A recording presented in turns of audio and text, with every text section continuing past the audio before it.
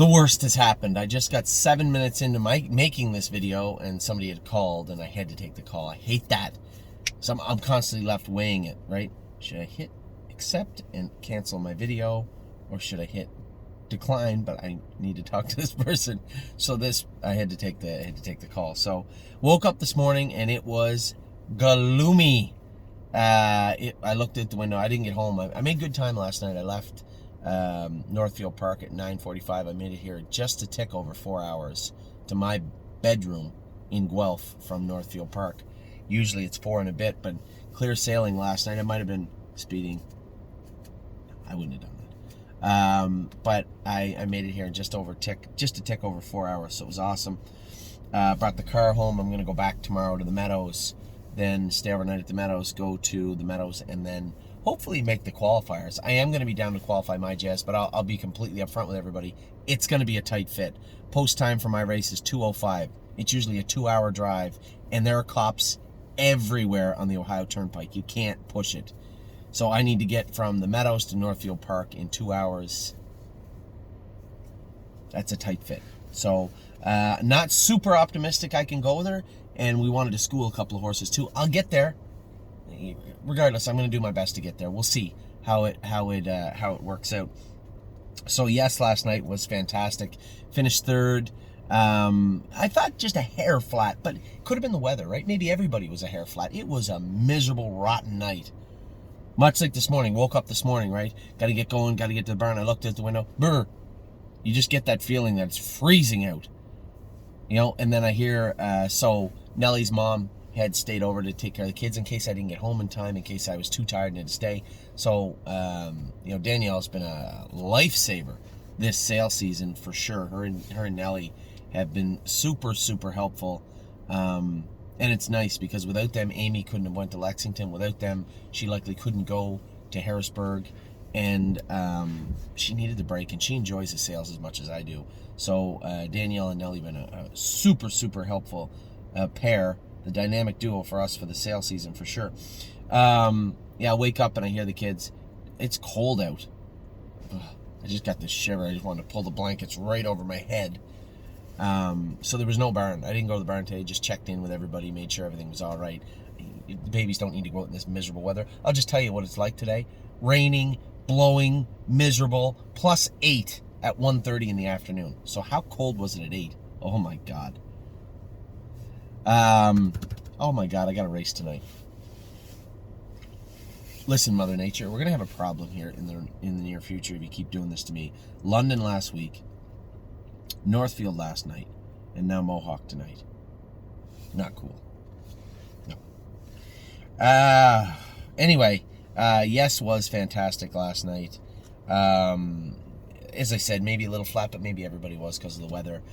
Last week he was just raging with power, and last night he just kind of got out of there good, did his work like a professional, followed a horse that was very, very good. That horse made like $170,000 at Northfield Park this year. That's how good he is. The Shadow horse, he was very good. Chris Lem's horse. Just got picked off by Ronnie Wren. That's the horse that beat us in Delaware, so no slouch, right? It's a good horse too. Just beat me at the wire. But for those of you who maybe noticed, we took all the stuff off him, right? You noticed he run in. He still ran in a little bit last night, but not bad. We took the Murphy blind and line pole off the outside of him. He's starting to get real, real good and real strong. So, and before, you know, he didn't get out of there the best. He's starting to, every start at this top level, he's starting to look a little bit better. So, just really impressed with the horse in general, especially last night. High Gear No Fear, as you know, we scratched the horse. It was just a precautionary thing. The horse, we had schooled him on Wednesday, a little bit of mucus, a little bit of flecks of blood in his throat. With everything going on, I didn't want to take any chances. Why would I? We got big hopes for this horse, a good horse. So let's do it right. So that's exactly what we're going to do with High Gear No Fear. Scratch him last night, we'll race him next week. And that leads into 3 Point Blue Chip. Man, what a roller coaster of emotions in 24 hours. You know, I was split right square in half on Friday night. So proud of what he did, and then to find out that he bled a little bit after, just compounded my pride in what we had accomplished and what he had accomplished as a horse. But then at the same time, you had that just gut-wrenching feeling on the other side of your head but you didn't get in the final, right? So now, not only did we just get beat getting in the final, we don't get to race against these horses. But the entirety of his 2021 season is in question now, because the Valley Victory goes by money earned this year. He hasn't got a lot earned, but we have to prep him for the race. So he would have to literally, I spoke to the veterinarian. I gave high praise to the veterinarian at the Meadowlands Friday night. Just a really, really good conversation with her. So we had talked about it and decided to put him on Lasix. 11 days later is the matron. And I got the email from David, saying the matron was not on my radar. How could it be? How would I think, you know what, let's just check every condition sheet on planet Earth in this solar system and see if there's any other races he can fit that go for a lot of money that he can supplement. But, I know that no other 2-year-old race on planet Earth you're allowed to supplement into for the most part, but maybe there's one somewhere like Delaware. It never would have dawned on me.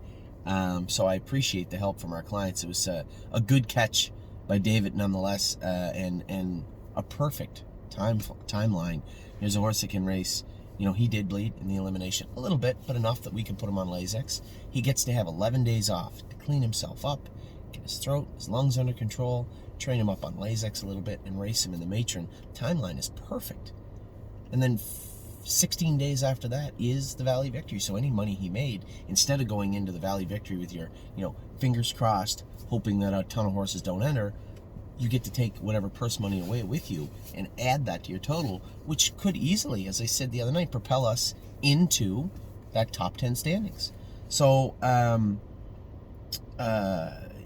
as I said, just a roller coaster from Friday night being happy and crushed at the same time to Saturday being, maybe it's not over. Maybe we do got, overtime, and we got a chance to,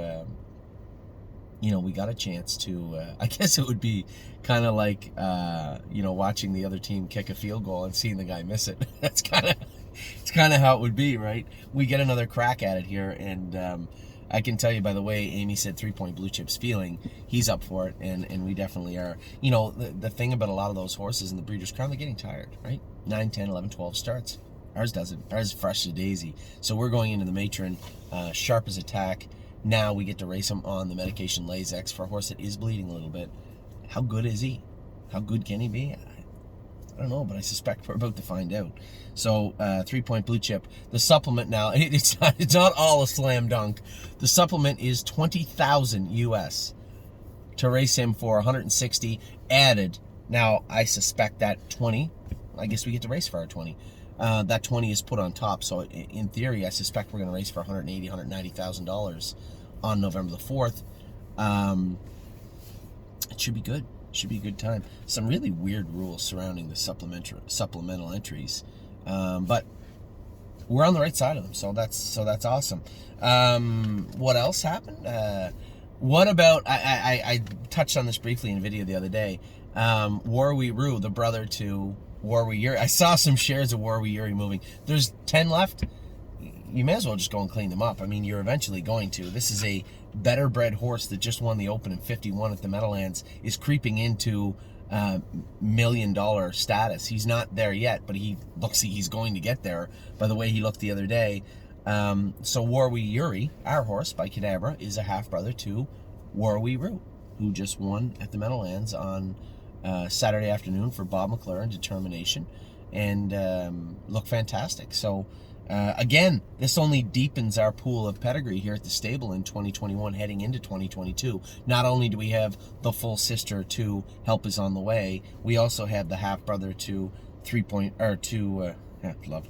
the half-brother to Warwi Roo, and the half-brother to Pinkman, the half-sister to Alarm Detector. I mean, I can't, I know I'm forgetting horses, and that's how deep our pedigree pool is this year. I've never seen anything like this.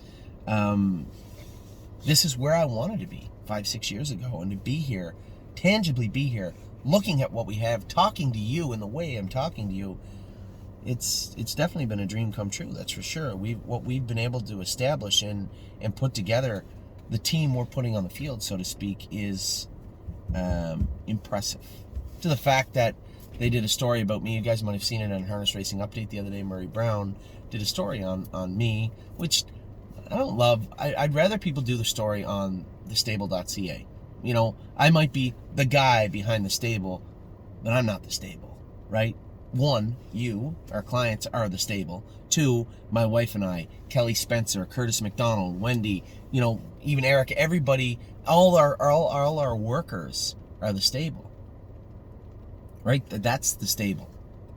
You know, I may have compiled it all and put it in a boat, but you guys are the ones rowing it. And, you know, I did the story, and I didn't promote it as much as I could have because, you know, it isn't just about me, right? Sure, the model is, the takeaway from that story, quite frankly, should be anybody can do what we just did. You might think in your mind, you might look at the scope of the stable, how big it is, and say, oh, I couldn't possibly do that. Well, why don't you look how big it was after year one? We had like, what, 70, 80 clients, 30 horses? Anybody can do that. I did it with a notepad. So that should be the takeaway from everybody for the story, is that anyone can do what we did. And then Captain in the Air, Wendy told me she released a few more shares. A lot of people out there clamoring for him. You should be clamoring for the horse. It's a good-looking Captain Treacherous. You know, run it back. Run that horse through the sale again, or run him through Harrisburg. Run him somewhere on gate. I don't think anywhere except for that moment in time that horse brings $27,000. Maybe I'm wrong. You know, we had a great discussion. I was going to call it an argument, but it wasn't, because there's nothing really to argue about when we were talking about Landing Strip on Facebook the other day. It's very subjective. Anybody that goes to enough sales knows that there's no rhyme or reason why things happen. And regardless of what I think a horse is worth, or that gentleman or that lady or anybody else thinks, no one cares. Because it doesn't matter until next July when they get on the track. It doesn't matter that you paid $115,000 for 3-Point Blue Chip, or $32 for Bomb Hugger, or $14 for Slim Jimmy, or nothing for Grace. None of that matters. When they get on the track is all that matters. So, again, I mean, I'm gonna make my stance clear. I believe that smaller breeders are underpaid as a whole in our industry. But I do believe in saying that. One, I will stick to that, even though there's no way for me to prove it. You can have, and very analytical, smart people have come behind me and said, no, you're wrong. Tactical Landing was a first crop Tactical Landing at a brother to Pinkman. The family outside of Pinkman and one Pink and I'm Pink too is okay, mediocre, but every pedigree is like that. So it's an argument I don't accept. There's nothing to say, nor would there be any reason for that horse to bring 57. Okay, that's your opinion. Mine is, he was an $80,000 colt in Lexington that we got for 57. Doesn't matter. Like I said, who cares? We're all going to find out next July, so it doesn't matter what I think. So, and further on to that point. So, and that leads into the end of this video, which I talked about the other day, is we get the rest of Lexington cleaned up. Again, I see the shares moving today. I appreciate it. I assume Warwi Yuri will be sold out by day's end, definitely by week's end. Little Payson filly was sold out. You guys are a little light on Cunning Connie. Now, I know she's a muscle mass. We didn't make a big deal about her. Don't worry. She'll make a big deal of herself come November 5th. I've seen her on the track. She's going to look just fine. And Lady All-Star, the little pig, she's fat. She needs to lose about 75 or 100 pounds. She'll start to look really good once we get that weight off of her, off old Plumple-Stillskin. She'll look just fine. And then Gandalf the Black looks fantastic also. Am I missing a horse? Cunning Connie, filly, Pacing filly. Nothing But a Dreamer. You guys saw the little video of him. It looked quite a bit different from his yearling video. I mean, to Kim and Jim Laird, I feel bad for you, you know, the position that you were in with this colt. But at the same time, all indications are that they told the truth 100%. The horse had an abscess, and it was just bad timing. But as I said in the video, their bad luck, it appears, at least at this point, will turn into our good luck. So Yuri, Captain in the Air, Sir Strong looked great the other day. Just so many horses to talk about that any one of these horses would be anybody would love to have, and we have a ton of them, and it's just such a great year and a very, very deep pool of yearlings this year. So very humbled, very happy. And at the same time, still lots to do. I'm super pumped about 3-Point Blue Chip heading to Jim King's today. to start his road into the Matron Stakes. And hopefully that, as I said, is a springboard into the Valley Victory, and then that will be it for him for the year. So lots coming up for him. Yes, is racing great. Globetrotting's on our way back Wednesday. I'm going to bring, for those of you, I'll tell you right now, 3 yearlings are coming back from Ohio to here on Wednesday evening with me. Sipping on My Shine is coming back. Magical Tom is going to make his appearance here. Give everybody a little look-see at Magical Tom. Although by the time you get a good look at him, there may not be any shares left of him. And then our girl, High Enterprise, is coming back also. So those 3 are coming back to Ontario from Ohio with me Wednesday night after the races in Northfield Park. So that's what's going on this week. We still got so much to do, so much to talk about. We have Harrisburg coming up next week. A week from this Saturday, we are going to race all week, jog and train all week. I don't know if I'm going to go back to Ohio on the weekend or not yet, but the following weekend I am, because I'm heading to Harrisburg, hopefully with my wife. I know she feels bad because she missed the kids for a week, but I would love nothing more than to head down to Harrisburg with my wife. Steve's going to come with us also.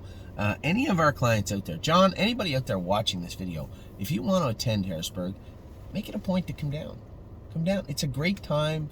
It's not Lexington, but it's different in the sense that there's still great food in that town, and that's for me. This is my time to actually talk to people in the industry, not just our people, not just you, people in the industry, be seen, buy some horses probably, but the food at Harrisburg is great too, and that's, when I go anywhere, I tell you what, if I'm going anywhere next day, day after, or next weekend, you can be sure I know where I'm going to eat when I'm in that town right now, and there's lots of good places to eat in Harrisburg. So a great time by everybody, just a great experience to hang out. You guys, if you haven't been to the sales yet and you can't make it this year, I understand, but next year, circle it on your calendar. Lexington is a must. Harrisburg is okay. You know, it's a bit of a dungeon, the place itself, but the town is nice. And being around people in the industry and our clients is nice also. So if you want to come out to the sale, please let me know. You're more than welcome to hang out with us all day long if you want. We go to the sale, look at babies, and do videos all day, and go get something to eat at night. So lots to do in Harrisburg this year, and lots of fun to be had. So my open invitation to you, our clients, or anybody watching this. You want to hang out with us, drop us a line. You want to be involved in Harrisburg, you can drop us a line for that too. As I said yesterday, we'll be talking a little more extensively about what we're planning to do, but I think it's going to look a lot like Lexington, Kentucky, as it should. Ohio was a resounding success. Lexington was a resounding success. Although the buckets didn't fly the same in Ontario as the partnerships did in the U.S. jurisdictions, we are getting those horses sold out right now, which is important. It's very important. I appreciate your help with that. I think we did a great job in all jurisdictions, at all sales this year. That will come out in the wash next July, but looking at what we've compiled, there isn't anybody in the stable or outside the stable looking in that can't look and say, geez, that's a pretty good lineup right there. We built a great team, and hopefully we're heading to the World Series next year. Take care.